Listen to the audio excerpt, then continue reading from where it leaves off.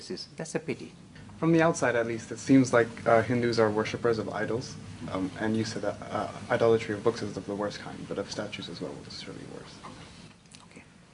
You see, idolatry of any kind, like what's the positive side of idolatry, what's the negative side? Idolatry means we are trying to use some object to try and focus our attention. So the Hindu idols is the wrong word, we would say Hindu images or deities portrayed through images is not really worshipping objects, but using those objects to worship a higher principle.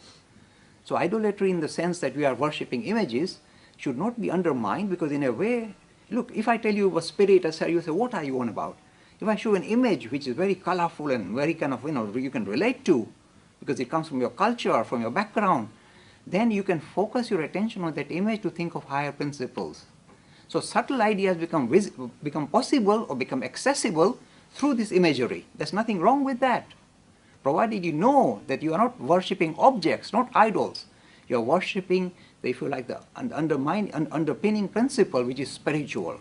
So when you see the image of Shiva, it's not that individual sitting in the heaven or somewhere or in the Kailas or somewhere. You are worshipping this idea of searching for spirituality within, Shiva in meditation. So that image in a way draws your attention to the idea of a deeper vision of Hinduism. You require that image to focus your minds.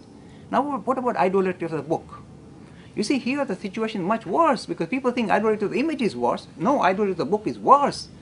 Because you can think image, you can see the image of Shiva, but it allows you to think for yourself how you relate to this image or what it's all about. But idolatry of the book stops you from thinking, and that is the worst form of idolatry. So when people are fixated on a book, in any religion, including Hinduism, I said, grow out of it. This is the worst form of idolatry, because it stops you from thinking for yourself. And that goes against the grain of Hindu teaching.